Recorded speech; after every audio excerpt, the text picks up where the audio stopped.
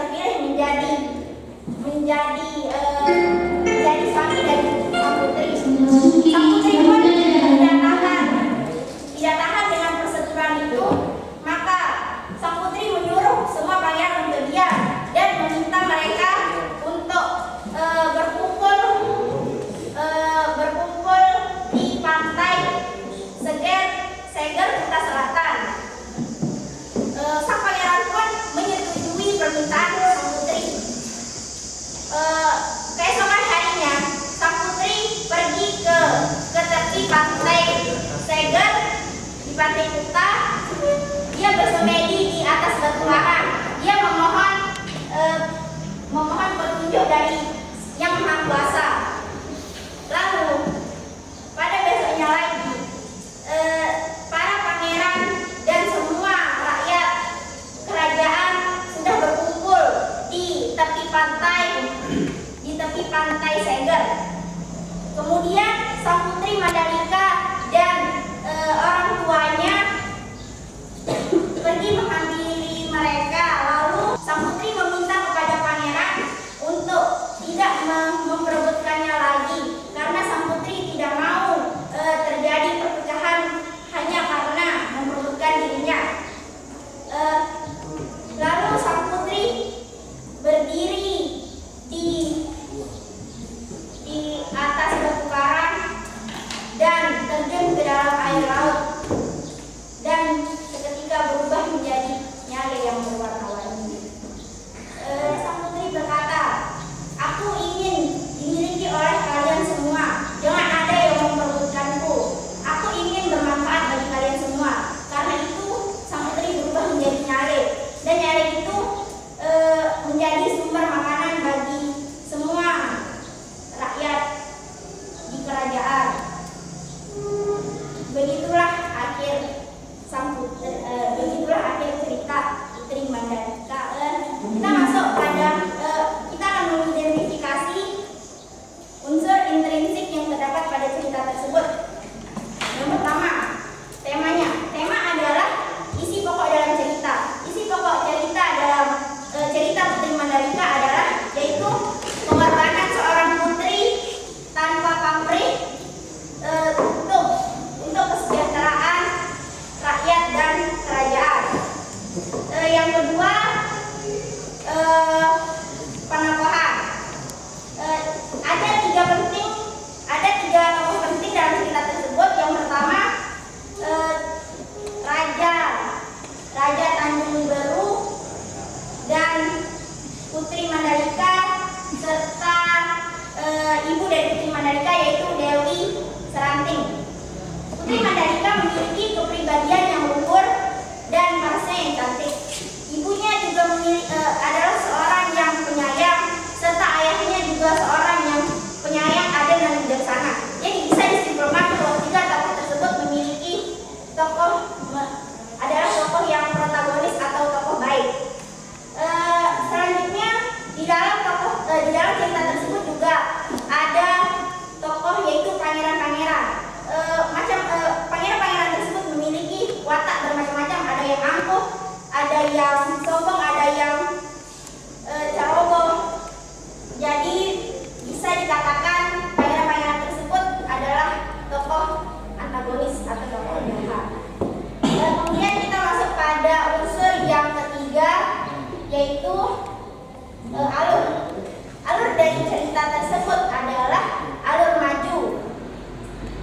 Kenapa dikatakan alur maju? Karena di awal cerita itu ada perkenalan. Selanjutnya rangkaian peristiwa. Selanjutnya tentang pangeran yang melamar. Puncak konfliknya terjadi ketika lontaran penolakan dari sang putri. Kemudian yang terakhir resolusinya adalah ketika sang putri memikirkan suatu yang bijaksana, yaitu dirinya menjadi nyale agar semua orang bisa memanfaatkannya, bisa memilikinya. Kemudian unsur yang keempat adalah latar. Latar tempat dalam cerita tersebut adalah di istana, di balairung, di pesisir pantai, dan di batu karang tempat sang putri bersemedi. Kemudian sudut pandang dari teks cerita yang tadi adalah sudut pandang orang ketiga tunggal karena menggunakan kata dia. Kemudian amanat yang ada dalam kutipan cerita tersebut adalah yang pertama, kita harus meniru atau meneladani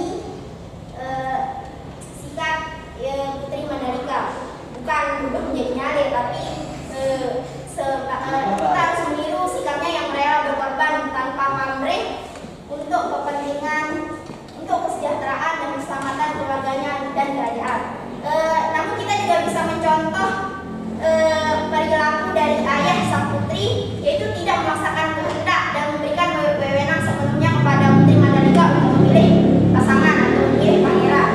Oke, itu saja unsur intrinsiknya. Kemudian unsur ekstrinsiknya yaitu terdapat nilai tradisi dan budaya di mana pemerintah Kabupaten Lombok Tengah telah menetapkan upacara Bau Nyale sebagai event,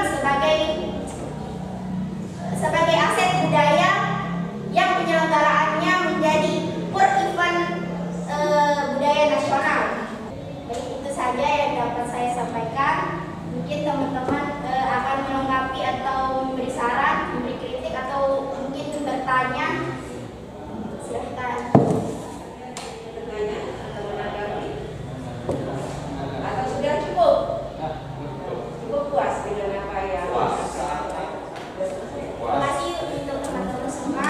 Wassalamualaikum warahmatullahi wabarakatuh. Waalaikumsalam. sediakan saya ini untuk yang kedua.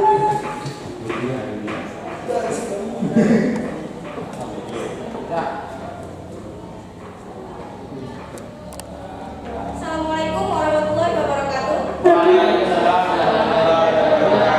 Perkenalkan, nama saya Elisa dari kelas 12 IPA 1. Jadi pada kesempatan pagi hari ini saya akan menyampaikan materi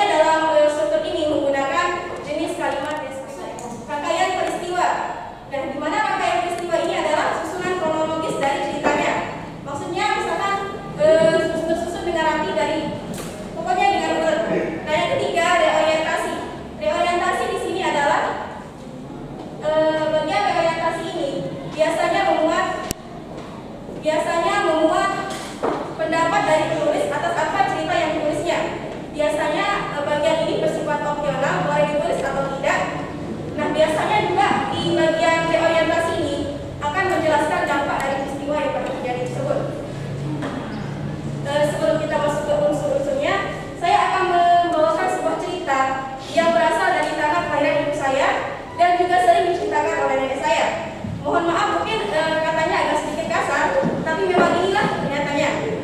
Saya akan membawakan cerita asal usul desa Batu Basong. Jadi teman-teman mungkin sudah tahu Batu Basong, maksudnya Basong itu mohon maaf dalam Indonesianya itu anjing, mohon maaf. Jadi kenapa dinamakan dengan desa Batu Basong? Desa ini terletak di Lombok Timur, ya, di bagian timur. Jadi langsung saja saya akan menceritakannya. Di suatu daerah atau kerajaan yang bernama Kerajaan Selat Parang dipimpin oleh Raja Selat Parang. Nah, kerajaan ini tentunya sangat meluas kekuasaannya di Lombok Timur.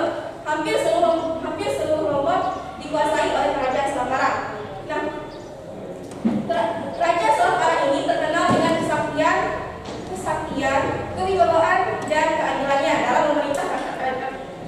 dalam memerintah rakyatnya. Selain itu, Raja Selat Parang juga sangat senang memelihara beberapa hewan seperti anjing, kucing, kambing, dan hewan-hewan lainnya. Jadi dari kepribadiannya sendiri sudah dapat kita simpulkan bahwa raja ini memang sangat berwibawa. Nah, pada perkembangan kerajaan ini, beberapa pedagang dari Makassar dan Timur Tengah datang ke Kerajaan Selat Parang. Nah, selain berdagang, mereka juga menyebarkan agama Islam. Akhirnya sebagian dari Pulau Lombok telah memeluk agama Islam. Meskipun demikian, masih ada beberapa wilayah atau rakyatnya yang masih belum menganut agama Islam. Semakin lama Kerajaan Selat Parang berdiri, akhirnya infeksi dari Kerajaan Bali, tepatnya Kerajaan Karangasem, datang menginfeksi Kerajaan Selat Parang dan membawa agamanya yaitu agama Buddha. Nah, ada beberapa rakyatnya yang sudah memindahkan agamanya dari Islam dan Buddha. Untuk mengantisipasinya, akhirnya Raja Selat Parang memutuskan untuk mengungsi dari kerajaannya. Beliau memprediksi bahwa kerajaan Karangasem akan datang dari timur. Akhirnya dia memutuskan untuk mengungsi ke barat. Semua keluarga, patih dan hewan-hewannya dibawa oleh Raja Selat Parang. Tidak ada yang tinggalnya. Nah, perjalanan beberapa hari telah dilewati sampai tibalah mereka di bibir sungai yang panjangnya tidak terhingga. Kebetulan pada saat itu terjadi hujan yang membuat banjir. Nah, maka di sana Raja berpikir apa yang harus saya lakukan. Akhirnya dia memutuskan karena dia memiliki kekuatan yang begitu sakti, maka dia menggunakan kekuatannya untuk memindahkan kawan-kawanannya seperti patihnya dan kawan-kawannya. Semua dapat dipindahkannya kecuali satu hewan. Semua hewan-hewannya dipindahkan kecuali satu hewan karena najis, yaitu basong, maksudnya anjing. Nah, setelah menyeberangkan semua patih-patihnya dan keluarganya, maka berangkatlah raja ini mengungsi ke barat. Dia meninggalkan anjingnya di situ. Bertahun-tahun anjing itu terus menunggu tuannya. Namun mungkin karena raja sibuk memikirkan strategi, maka dia melupakan anjingnya. Lama-kelamaan anjingnya menunggu itu berubah menjadi batu. Nah, karena itu asal muasal desa Batu Basong. Karena batu anjing yang tadinya milik raja berubah menjadi batu. Konon katanya batu itu juga sering menggonggong. Dan konon sudah banyak kepala desa yang ingin merubah nama Batu Basong dengan nama lainnya. Namun tetap saja nama Batu Basong telah ikonik di kalangan masyarakat. Mungkin ceritanya segitu. Saya akan mengajak teman-teman bersama untuk mengidentifikasi unsurnya. Mulai dari temanya, kira-kira tema apa yang ada dalam cerita ini? Ada yang ingin membantu? Oke, jadi tema dalam cerita ini adalah kepatuhan anjing atau peliharaan pada tuannya. Nah, terbukti dari scene saat anjing itu menunggu tuannya walaupun telah ditinggalkan. Nah, kedua,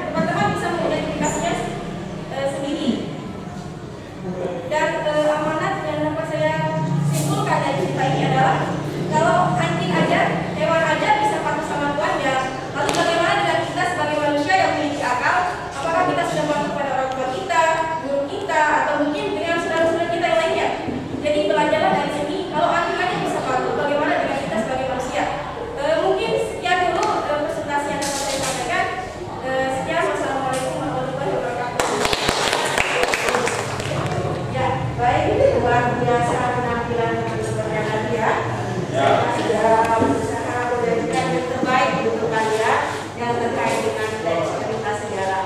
Dari apa yang disampaikan oleh teman kalian mengenai teks cerita sejarah, maka kalian Ibu harap akan semakin kuat pemahamannya, semakin jelas pemahamannya tentang apa sih teks cerita sejarah. Kenapa kok dia dikatakan teks cerita sejarah? Tadi sudah dikatakan bahwa teks cerita sejarah itu dapat dibagi dua katanya ya. Ada yang sugestif dan ada yang ekspositoris. Nah, kata-kata lainnya apa tadi? Ada fiksi dan non fiksi. Tadi sudah dijelaskan sama temannya apa sih contoh dari masing-masing ini. Sugestif misalnya. Contohnya yang mana? Ada legenda misalnya. Nah, kemudian yang di sini apa? Biografi. Nah, yang mana kita sudah mengenali bahwa apa sih perbedaan antara biografi dan legenda.